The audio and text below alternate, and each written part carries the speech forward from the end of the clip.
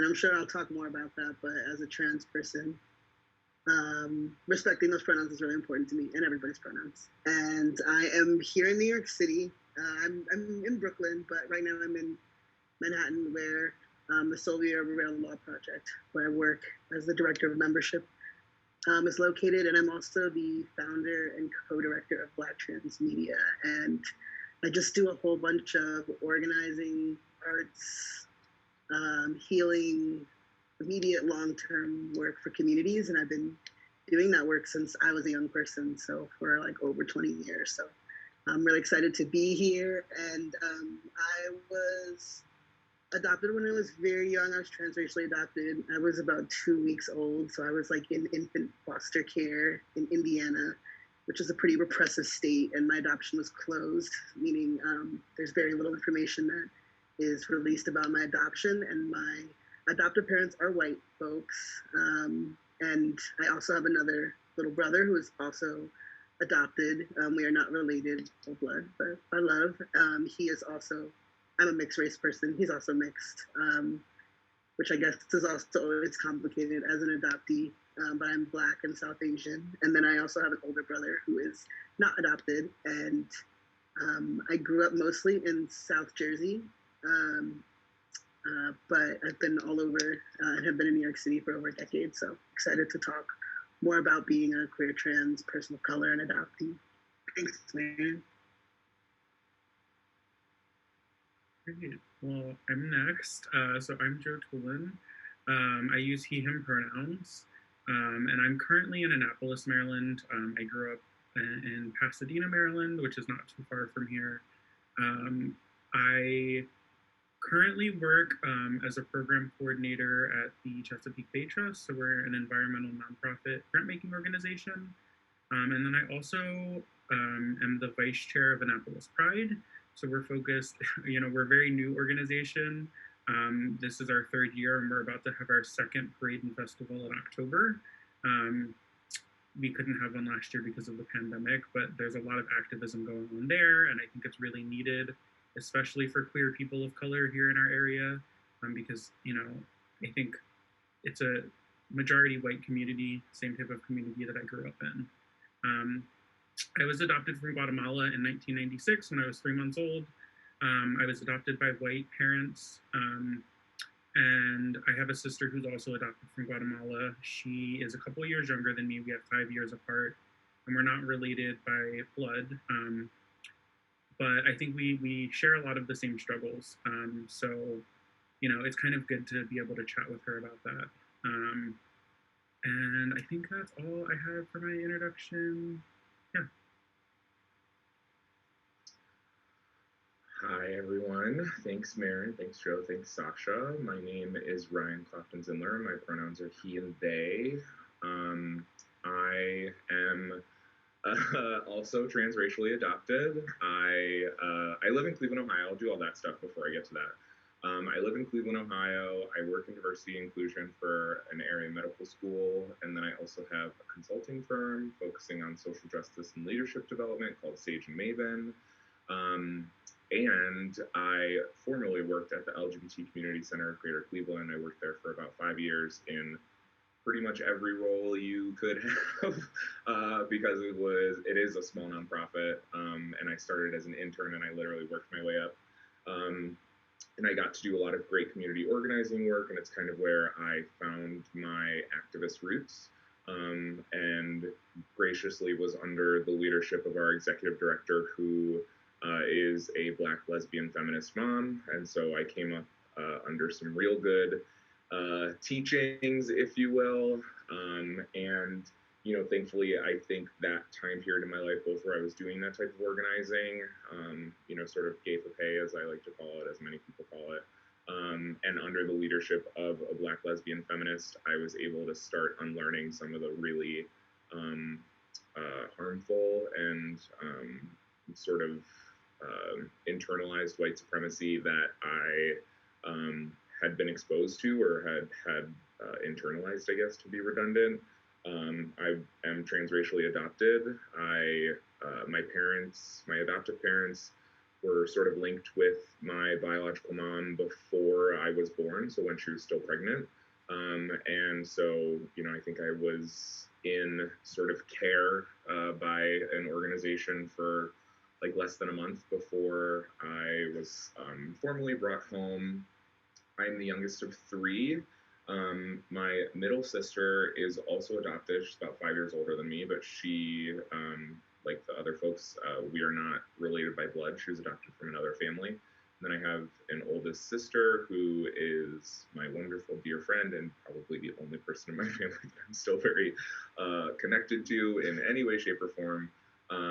But yeah, I think that's my intro. Awesome. Thank you for those introductions. For everyone just tuning in, we'll be sure to dedicate the last 10 or 15 minutes of this conversation for community questions. So if you have a question, just post it in the comments, and Amy, who is moderating the chat, will keep track of that and then let me know. But yeah, I guess we'll just dive into the questions that I have first. Ryan already talked about this a little bit, but the first question is, what originally got you into activism work, into community work? Has it always been your passion, or was it kind of related to you like coming out, or just what got you interested in what you do now? Yeah, no, I love talking about this because my mom was very much so like a movement mom. And even though she's a white person, she was very involved in the civil rights movement. And she was like in the room when Malcolm X was shot, and she was at the Fannie Lou Hamer trials in Boston. And she was part of a lot of really radical organizing in her day. And also she is a white person. And so I think like, her understanding of that, like I think she could only prepare me for so much, but she got me involved, and I went to like the Million Kid March when I was a kid. And my first really big rally was for Mumia Abu-Jamal, who is still on death row, has been on death row my entire life, who was a former Panther, who was like a young person when he was locked up. And I don't know, I went to that rally, and like my life was forever changed, just the things that I saw and was experiencing, watching the police and the brutality and just bearing witness to something. And it was the first time I also like took my camera out and like had documented something happening. And then like the next day in the paper, they were trying to say like we were violent protesters, but I was there, and I had experienced something different than what the story was that I was being told about something that I had seen. And so what really got me involved in activism was definitely my mom, and just the reality of being a person of color. And without knowing more about my actual like ancestral roots, I think it's something that probably is something that other people in my family have probably done. But at least in my family, there's like my mother and father are both in direct service. So activism and community and organizing was always a part of what I did, which is interesting because my brothers are not like that. But it has always definitely been a passion of mine, and has totally like led me to continue to do work, around advocacy and transformative justice, and just continuing to be in service to people and fight for communities. So it's something really special also that my adoptive mom and I have in common, which is really important, as an adoptee to like have places there's like shared experience and value and stuff. So I'll go ahead and chime in next. I think my activism is a little bit different. A lot of my family aren't very outspoken, and I think that it's not something that I was kind of taught growing up. But I think at its core, the roots of it have to do with my adopted grandmother. She was just that type of person who was always showing up in her community. She did go to church. She was one of those people that, she was always there, and she was always willing to help somebody that needed help. And I remember from like a very early age, just being around her, like it was clear that she was so well respected in her community, and also that she cared about everybody that was there. And that is something that I think stuck with me for a really long time. I think when that kind of comes back around, though, is after my coming out, and after also kind of digging into my racial identity a little bit, because I grew up in a very white community. And so, I didn't even realize, in my brain for a very long time that I was different from other people. Like I knew that there was something different from like all of the other kids that I went to school with. But when I kind of started to figure out, like, oh yeah, like I'm Latinx, like I can learn more about that culture, and I can learn more about, my fellow people of color, and learning about systemic racism and all of those things, where I get really passionate about it. And I think that even locally, where I live in a very white community still, like that's where it's needed the most. Like that's where we need to make sure that people of color feel safe, and queer people feel safe. And so I just have been really passionate about it.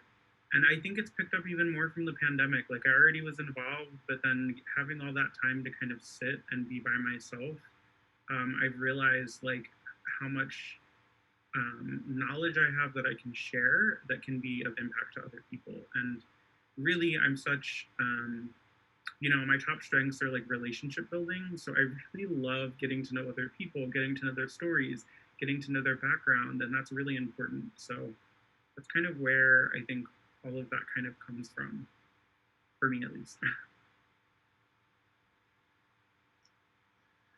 Yeah, so I've always just been kind of a loudmouth.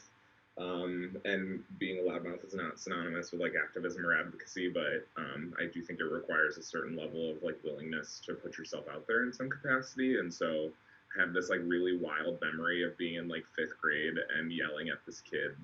I remember his name, but I'm not going to share it because you never know who's watching.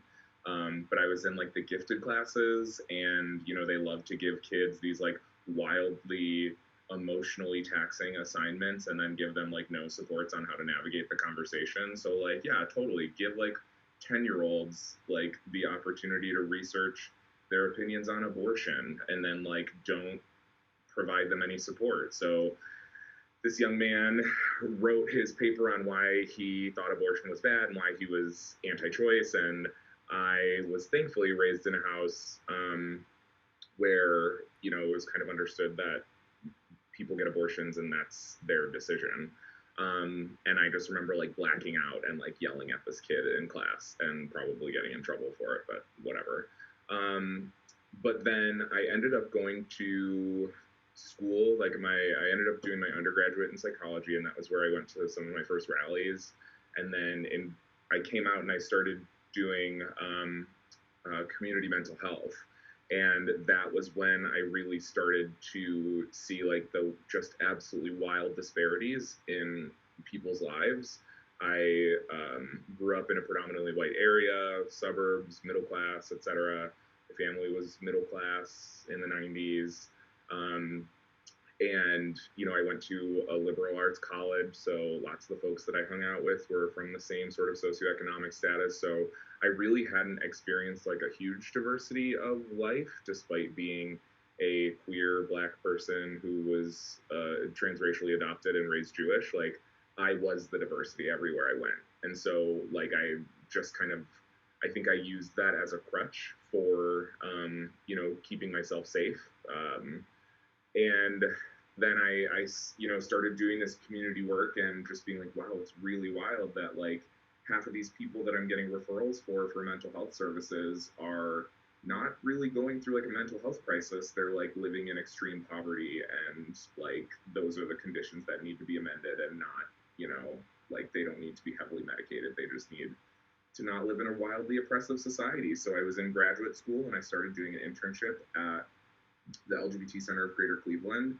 And that was where I really started to find my like footing in activism and organizing. I have always enjoyed public speaking. I was a theater kid growing up, and so I found my way into training and professional development.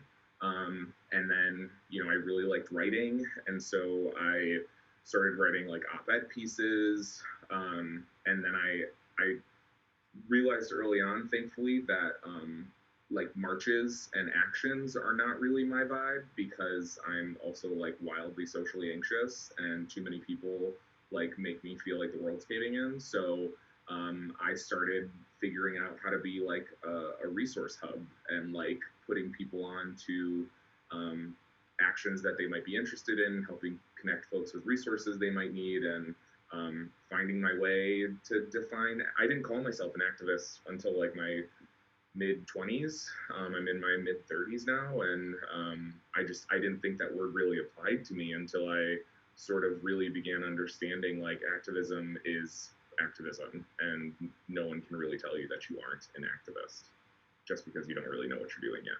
You might be a bad activist, like you can get in the way sometimes, but you know, you got to do it right. Yeah, this is great. Thank you all for sharing. What would you say is the most challenging or difficult part of your job, or like what was the most challenging part to get to where you are? Because you're all doing like such amazing, like successful, inspiring things right now. So Maybe we'll go in reverse. I don't know about everyone else, but I will say for myself, this work is really like emotionally draining, and you are often working against systems that like you really have not a lot of control over. So even in my day job, where I'm working in a controlled environment of like a medical school, I'm working against the hundreds of year old medical education system, like which is like rooted in white supremacy and violence against women, especially Black women and any marginalized community. So that is really it. There's no like the end goal is liberation for all people, but it's not like you know there are projects that you complete, but it's like this ongoing. You kind of feel like this existential sort of like always working type deal. And then there's the part where you are like leveraging your personal identity. So, being a Black, queer, non binary, AMAB, FEM person who's adopted, like, you often have to, like, sort of share parts of yourself that people don't necessarily have the right to be a part of, but it's part of the movement work. And so you have to learn how to take care of yourself and put those boundaries up and find ways to, um, you know, be genuine to yourself, but also not walk around as like a big raw nerve. And so, even in trainings and professional development, you still are like talking to people who you're like trying to convince them that you have the right to exist. And that's just a really wild concept to have to compartmentalize sometimes. I love the direction you took with that. I relate to so much of that, Ryan. I think it is a very emotional, and I'm definitely an empathetic person. So I am that person that I'm going to jump in the hole with you if you're feeling bad and feel bad with you. And so building those boundaries has been really important for me. I think that walking around kind of like a raw nerve thing, like that's so and I find myself sometimes still doing it. There are days that are easier than others for me, but I think because I have a lot of like these intersectional identities, like I really am starting to make a name for myself locally in terms of like having the knowledge, but sometimes I just can't give the knowledge. I've been tapped too much. I've been over tapped, and I need to draw that boundary. I think for me, one of the biggest challenges that I face the is sharing my story in certain places. I think even in like diversity, equity, inclusion, and justice trainings, like a lot of times it's, oh, well, the people that are white, like, how were you raised? And for the people of color, how were you raised? And I still don't fit into either of those categories perfectly because I was raised by white people as a person of color. And then I have to describe my scenario to like everybody for them to understand it. And that's why like having adoptee spaces has been really important for me, where I can go and share about that. And I think one of the other challenges that I face a lot of times is that I have a lot of imposter syndrome. Like I think that I have a lot of things that I don't feel like I have knowledge on that I really do, but then I undervalue the work or I undervalue the knowledge that I have in my own like sphere. And so I'm not willing to like push people a little bit further for like, a title change or like for more money or like any of that, because I don't actually feel like I have that information, or I don't feel like I'm qualified enough. And at the end of the day, like I do have that knowledge. I do have that information. Like I do have knowledge and I am qualified. And so I know I don't want to speak for like all adoptees, but I have some friends who are adopted who we talk a lot about the imposter syndrome aspect of it, because it's kind of that own internal battle that you're facing that like maybe people on the outside don't realize you're having. Yeah, no, I feel like all of those things are definitely resonate. I think for me, the most challenging part of my job, or one of the most challenging parts, is just being in leadership and feeling responsible for so many people, and like to the communities I serve and to movements, and knowing how intense the stakes are, and wanting to like meet all the need, um, and similarly learning boundaries and how to like see this whole person and everything that's going on, but understand that in my job I cannot be the only one there to like help address it, and I just have to provide. My dad always says you have to provide your one good drop in the bucket. In direct service, even though you want to fill the bucket all the way up. And that kind of is helpful for me because there's a lot of barriers that the trans folks of color that I work with have here in New York City. And it's just really easy to want to try to just like fix all of that. And it's like not sustainable to over provide services or over kind of exert yourself, and like a lot of folks get like compassion fatigue or burnout, whether that's in direct service or just in movement work.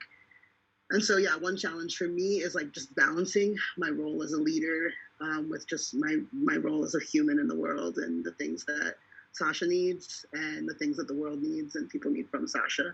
And probably the last thing I'll say about that is like the most challenging part of my work or any work is just like capitalism, is that there's just like a need to have to work a certain way, and people around me to have to work a certain way, when I really like don't believe people should have to work this way. So that's probably one of the most challenging parts for me. I just want to really quick also, like, it's great to share this space, and a couple of things that you both just said, one of which I don't know that I ever really made that connection to being especially transracially adopted and an imposter syndrome. Like, I know that people of color, especially queer people of color, especially younger-ish, I don't consider myself young anymore, but like those are all like high-key like risk factors. I don't think that's the right word for imposter syndrome, but I don't think I ever really curled that all the way over to be like, I spent the majority of my developmental years trying to fit into something that just was not for me, and never really feeling like, you know, I was what I was supposed to be. So that was wild. But then also to my fellow panelists, hearing you both talk about like that need for boundaries, and do not go in the hole with those people, Joe. Like, when they're in the hole, you do not have to do it. One of the things I'm the most grateful for in my experience in like social work and like crisis work, where like we're talking about, I'm doing active like suicidality assessments, is the phrase like someone else's crisis does not have to be your crisis. And that has been something that has been wildly important, especially because of the fact that we do this work that is so tied to our identities and the communities that we are a part of. Like, being queer in spaces where you just want to like hang out with your queer friends, and then someone approaches you at the bar and is like, I'm homeless. I heard you work at the center. Can you help me find a spot? I'm like, oh, I've had like way too much to drink to have to do this, and that's not fair. So yeah, that was just ad-libbing. No, that's actually, Ryan, that's actually the perfect segue into my next question, which is like, what challenges have you faced in regards to your own identity, whether it's sexuality or being transracial? How did you like overcome like that kind of like hurdle, as you guys are talking about, like accepting yourself? Start this time if we want to change up the order again. I think for me, I think the biggest challenge was even just like digging into how I identify, because in my community there was nobody who was out as like a queer person, and there was nobody who was like a person of color. I mean, there were people of color. I don't want to say there were none, but probably like 5 or 6. There weren't many, and most of them were not Latino. You know, there were some Asian Americans who lived in our community, but a lot of them still didn't have like the cultural background that I had, and so I just didn't know where I could go to get information about it. And it actually wasn't until really like college that I started to do some digging into more about my identities. And like I met other people of color and I met other queer people, and then I could start slowly figuring out like how I fit into all of these identities. And I think for me, the biggest part was like finding community, like finding those places with other people that like I could explore like all of the things that I didn't know about without feeling judged. And so, you know, that, like I said, that wasn't until college until I found that there was like, you know, a queer support group, and, you know, even more recently, adoptee support groups. And so like finding those places where I can keep exploring and keep learning and keep connecting with other people has been so healing for me to start to navigate all of the identities that I didn't know how to navigate for so long. Yeah, I guess I can jump in there next. I think, wow, there were a lot of hurdles and challenges along the way. One of the big ones was just like coming to terms with like being an adoptee, being transracially adopted, like depending on your dynamic, I guess, right? Like you might look around, like for me, I just felt like a stranger in my family. Like it was clear that I wasn't like, I always tell my parents, I'm not like of you, but I'm from you. I'm not from you, but I'm of you. Like I could tell that I was not related to them. And so there was just like this kind of bizarre experience as a kid before I could really verbalize like being a, you know, I'm Black and I'm South Asian, but my parents totally like didn't understand the South Asian identity. Like my mom totally understands like a Black white narrative, but like she did not understand like a global context as a white person. And so like I also like just didn't know anything about being South Asian. I didn't even realize India, because I'm Indian. I didn't realize India was even in Asia, because all the stuff you like grow up learning being in the US that is like just so ignorant. And so there were like a whole lot of challenges. And the other ones that just stick out was like, one was my name, which I'm sure a lot of adoptees like share feelings about names, but like especially once I came out as trans, like a lot of people change their name, and for me, I like always knew I wanted to change my name as an adoptee, like not even because I was trans. And so people would be like, "Oh, what's your name? Are you changing your name?" And it got so overwhelming for me.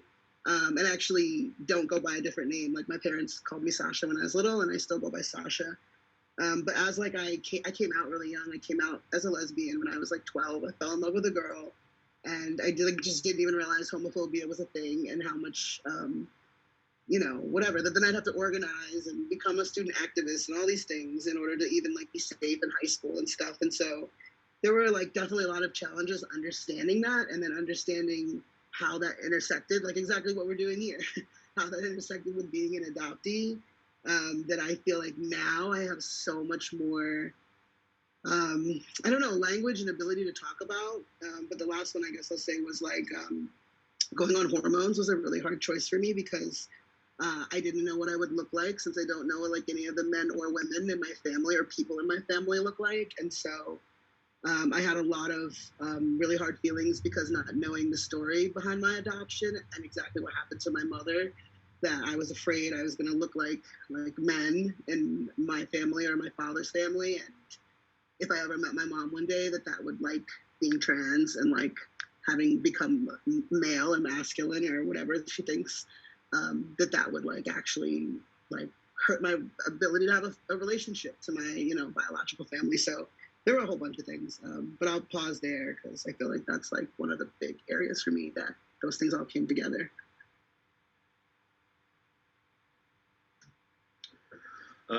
I think this question like kind of fluctuates based on which part of my identity like I'm focusing on. Obviously, like intersectionality, we carry all of them at once and all those things, but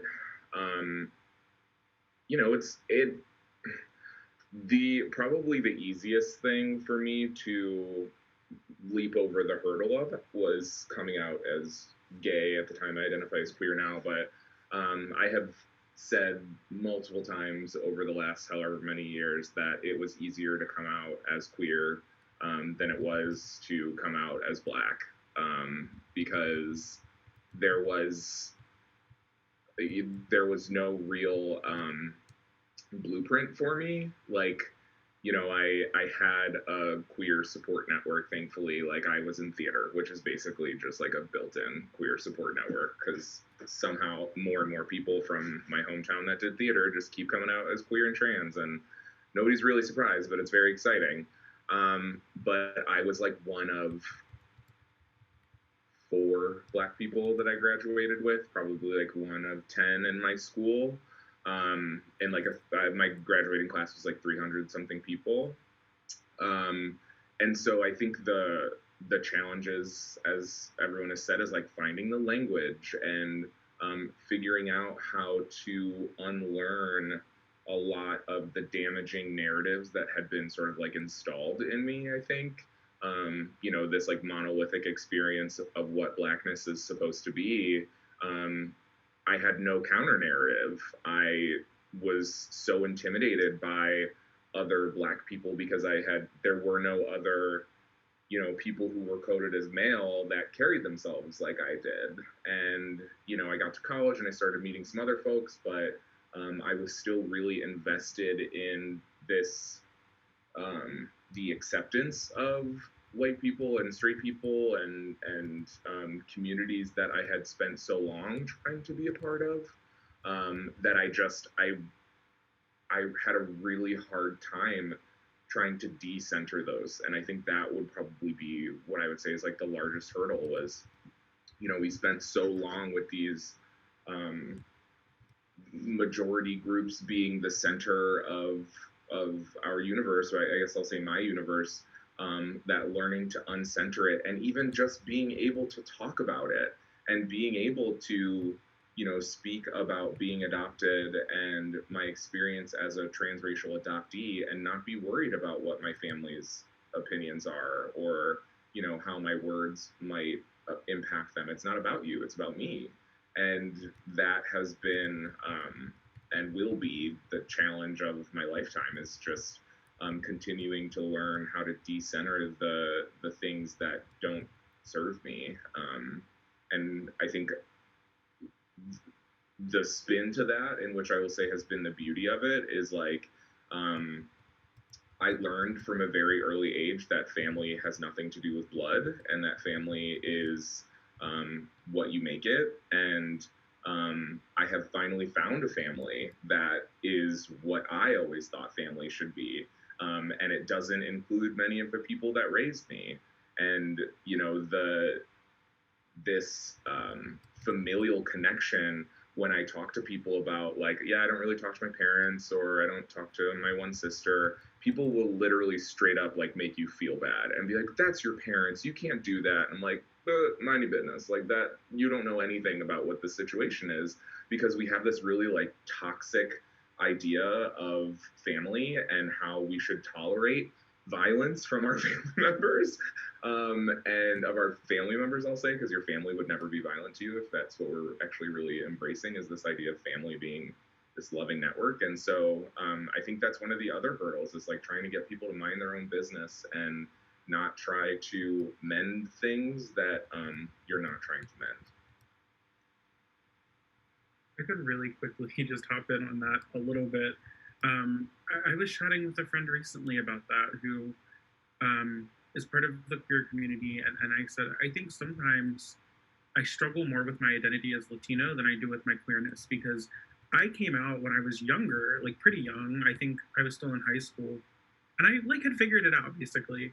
But like my identity as a person of color, it took a long time for me to get to that. And so it's really healing for me to hear you say that also, Ryan. I just wanted to like thank you for that and share a little bit more. So yeah, anyway.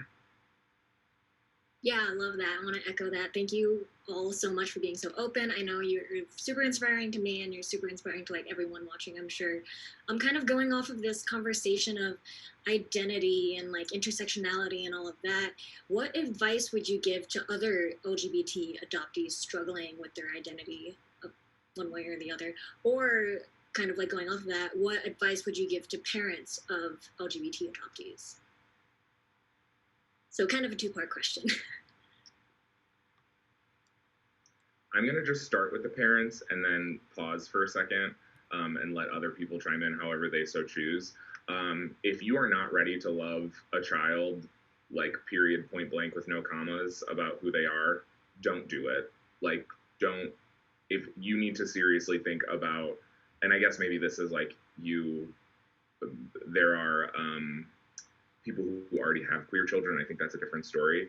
But a thing that I've been like ruminating on, because I'm in that stage in my life where a lot of the people in my circle are talking about children or having children or already have children.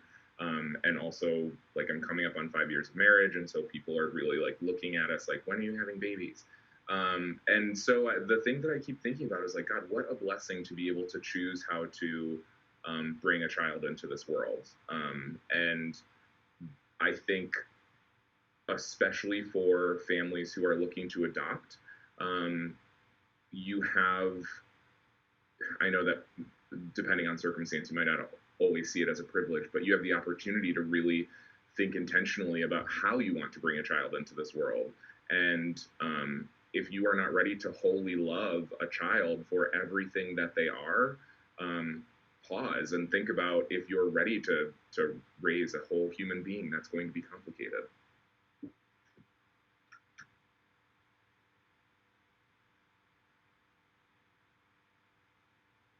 I guess what I would say in terms of advice to adoptees struggling with identity, definitely one important thing is to find, well, hopefully you're here, but to find other folks whose stories resonate with you, or just who have stories that you can hear and learn and share from, because all of our stories are so unique. And just like other folks who are not adoptees, they have like unique stories, like all of us have different kind of nuances and things. And so I would just say, like, if you're struggling at all, like there are some narratives out there, and to definitely engage with them. And I think the other thing I would say is like to continue to go your way, just like anyone, whether they were adopted or not. Like, people deal with family rejection, you know, when you're an LGBTQ person. It's just a real reality in our communities.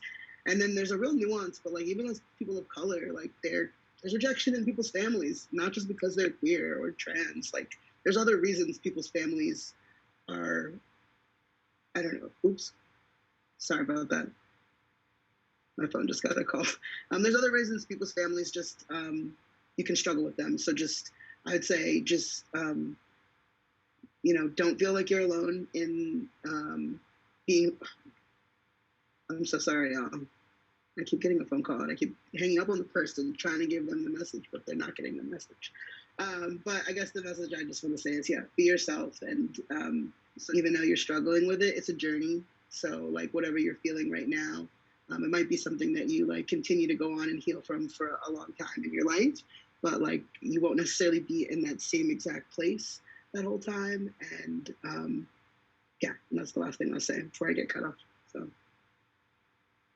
Yeah, I think I can kind of touch on both, but I'm going to start with the adoptive parents or prospective adoptive parents. And I think I really resonated with what Ryan had shared about. And the thing that I would say is, I think for a lot of adoptive parents, adoption isn't like the first choice, obviously. Like, there are other things that maybe are leading to that. And so I have a very good friend who said this to me once. He was like, if you're an adoptive parent, you have to grieve the loss of like your child that maybe you couldn't have somehow, or like the situation that is leading you to adopt, because there's a loss there, and there's a loss for the birth parent, and there's a loss for the adoptive child. Like, there's a loss for everybody here. And so we all have to grieve that loss in order to like move forward. And that's been like really eye-opening for me to think about sometimes. The other thing that I'll say is like, your child from like a very young age is going to pick up on things that you say or things that you do that could be, you know, feeding into systemic racism, that could be feeding into, you know, homophobia or transphobia. Like, your child will pick up on those things before you think that they are. And so, you should just be aware of how you're speaking, just in general. To any adoptees that might be struggling with their identities, I like to say this mantra every day, and I like to say it to other people, is that you are loved, you are enough, and you are resilient. Because I had to tell myself that for so long before I started believing it. And a lot of my story, I struggled a lot with suicidal ideation when I was younger, because I just didn't know, I just didn't feel like enough, and I didn't feel like anybody cared about me. And I'm glad to say that I'm not there anymore, but it got really dark for a really long time. And I'm so glad that I made it through, and I'm so glad that I'm here today. And so you will get through it, and you will find the people that you can call your family. That chosen family is so important for me, and things will get better. And I know that I think a lot of people say that, but they really will get better. I think with relationship to young adoptees, the power of affirmation is incredible, to echo what Joe was just saying. And there's something that just was in my head that felt poignant, but it's gone. For adoptees, especially transracial adoptees, especially queer adoptees who don't have other queer or trans people in their family, there is resiliency in that, there is strength in that, and you will come out of this with a greater insight into the world than most people will ever be able to understand. For better or for worse, especially queer transracial adoptees, we are out here with a level of self-awareness at, a young age that it takes people 40 years to get to, because we've been forced to reconcile, a lot of things that most people will never have to reconcile, like our place in the world or our place in the family or whatever. So I guess the advice that I would give is get into therapy. Therapy is incredible and wonderful, and there's nothing wrong with it. Pray, do everything that feels right for you, but find a person you can talk to and unload all your feelings on without any feeling, any worry about how they're going to respond to that, because a good therapist is not going to make you feel bad for having feelings. And the other thing is just saying it gets better does sound so corny, and there was a whole campaign. I'm certain, I don't know how old everyone on this call is, but there was literally a campaign for that in the early 2010s, and it's a beautiful sentiment, and it definitely gets better, and you are able to be on the other side and look at it and be like, holy shit, I cannot believe I made it through that. But it's hard to focus on that when you're in the depths of it. And so, just find your people. And even if they're not going to be your people for life, find your people that can get you through it, for this time period. Don't feel like you have to shrink yourself down to fit in, because there are people who are just waiting to embrace you with open arms, because they understand you in a way that you don't understand yourself yet. So just find your people and talk smack. Don't be afraid. Be big and loud and do all the things, because, people would pay for this kind of seasoning and they can't. All right, so we have about 10 minutes left of this panel, but I do want to get to this question that's, how can I be a good ally? So this is for anyone, with you all working in activism and advocacy, for people who aren't in these communities or don't share these identities, what can they do to support us? I guess I would say, well, one thing is nowadays, some folks use the term accomplice rather than ally. Because it's one thing to say you're my ally, but it's another thing to be there with me and carry out action towards something. So I would say, don't just be an ally, be an accomplice. And something I learned many years ago, when I was in New Orleans post Katrina doing relief work, is it's not about charity, it's about solidarity. So if your relationship is that you think you're doing something for somebody else, you're really doing something with somebody else. And if like you're not aware of that like larger connection that you have to the people and what you're doing, that's just a really important connection to draw.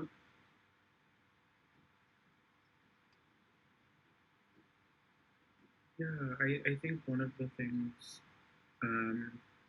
about being an ally that I think gets mentioned a lot is that, you know, you're never done being an ally. So like you have to stay up to date with all of the current issues going on.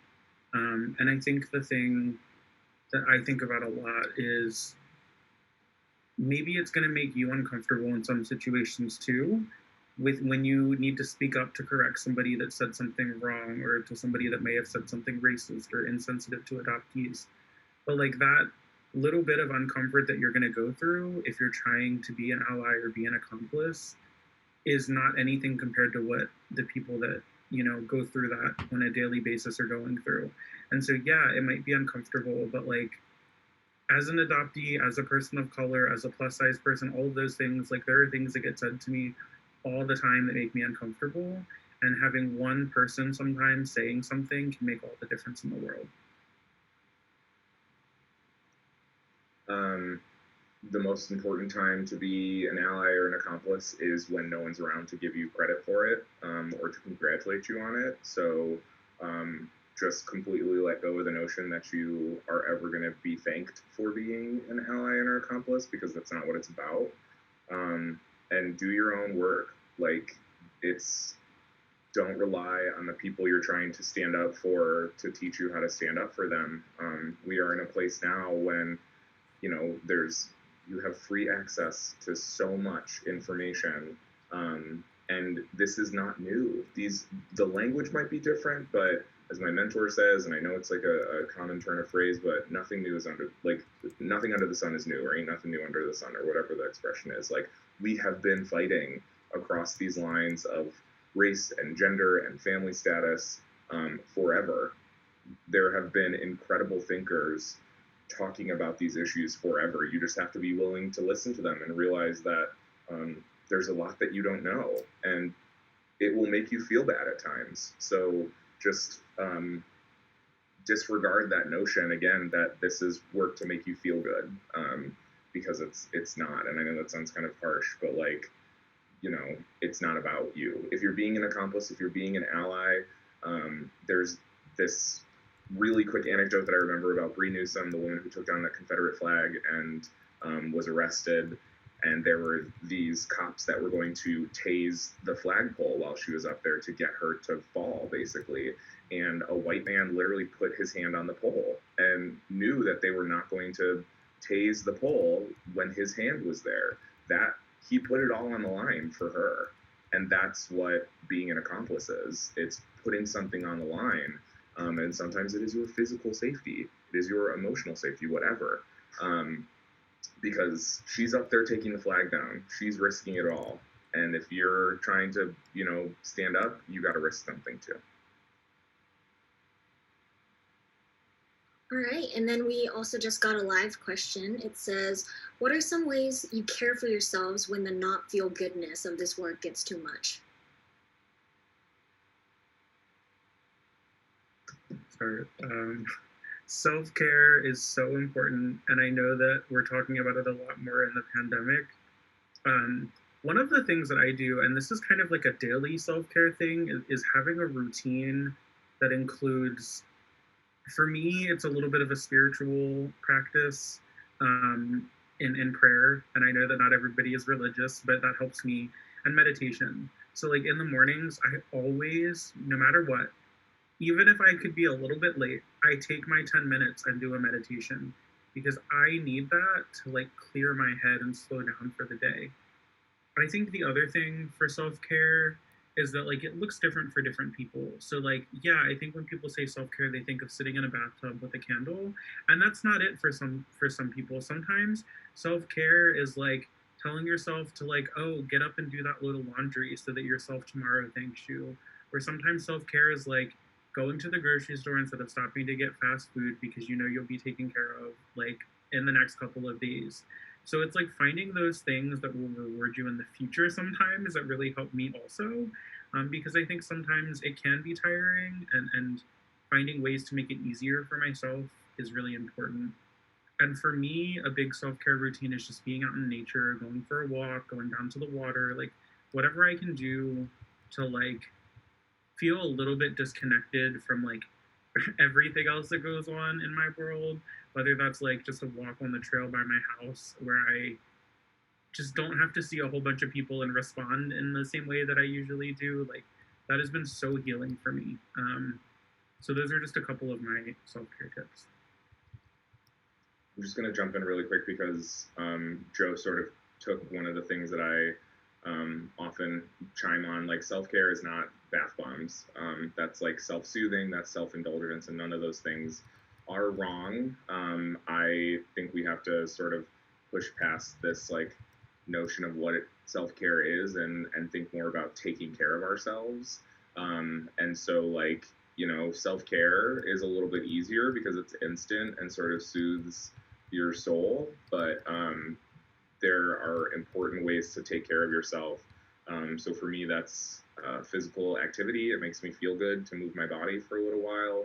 I really, you know, community is wonderful. I have my little family that we have Friday nights together every Friday night. Like, they literally saved me during the pandemic. Like, we had honest conversations about who was doing what and who was able to come, and we respected each other's boundaries.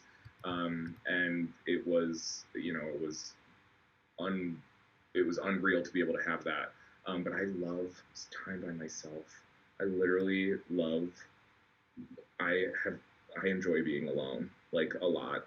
And so sometimes it's just like sitting, whether it's outside with my dog. You're never alone with a dog, but like, and then I try to find ways to like liberate small pieces of myself. So this is my action figure collection up here. I recently figured out that like I spent a lot of my childhood being kind of like ashamed that I loved action figures, and like it was very begrudging when I gave them up. And so I'm like building this collection of action figures that makes me feel like I'm leaning into a part of myself that I was kind of ashamed of when I was younger. And I'm starting with all of my favorite like women and femme characters, because, you know, I got yelled at for wanting the girl toys or whatever and the girl action figures, but like, I'm sorry, the Pink Power Ranger like literally showed me that you could be high femme ass kicking at the same time. And so that's a way I take care of myself, is by buying toys. Yeah, and I would just, a lot of those ways resonated with me. Definitely like being in nature is a big one for me, being on the land, and like literally unplugging from things, because all of these devices have like energy, and sometimes I just really need to be disconnected because I feel like overly connected to things that are going on. And for me, a big piece is like art. Like, so I will just write, I will play music, I will drum, I will like move around and make sounds and just like have the best time of my life doing that. And for me, I get up really early in the mornings because I always, no matter what was going on with work or school or whatever things, I just like needed time to be with myself before anybody like told me what I needed to do or where I needed to be. So I still, people like think it's like so bizarre to be a morning person, but part of my care is totally like not putting pressure on myself, also like resting when I need to rest, but like being able to get up and enjoy the sun and enjoy the day. And my cats are a big part of my self-care. I love them. They're really sweet. And yeah. And like the other people that are around me that like support me and take care for myself are a big part of that. Like sometimes I realized for years I was like not practicing care because I was doing it like without really letting people in my life who I love know what I was needing to do and being able to be supported in that. So it's most certainly important, no matter what work you're doing, to take care of yourself, however that looks. So I love this question. Great, thank you. We are actually just about out of time, but I also think that's like the perfect positive note to end on. So, Sasha, John, Ryan, thank you again for being so open, for being so vulnerable, and for sharing your stories. Because I think talking about all of this stuff is like step one to, educating everyone and moving forward, and creating like inclusive spaces, which is so important. And anyone watching, thank you so much for tuning in. We really hope this conversation helped provide more insight. We hope you learned something. We hope you were inspired. And again, these conversations are only possible because of community donations. So if you enjoyed it, please help us out and consider donating to Adopt Team. They're super great, super supportive to the community. And then a couple little announcements. Adopt Team also has a virtual camp and a Denver camp conference happening in July. So if you're interested in that, then you can go to their Instagram, Facebook, website, find out all about them and the organization. It's great. And yeah, that is pretty much it. Thank you so much again for tuning in, and thank you to the panelists. Thanks for having us. Yeah, thank you. Thank you for having us and everybody watching and listening. Nice to meet you, Sasha and Joe and Marin. Oh, nice to meet you all too. I hope we can like stay connected somehow. Yes. Let's email. I'll find you all. Yep. Bye. Bye, everyone.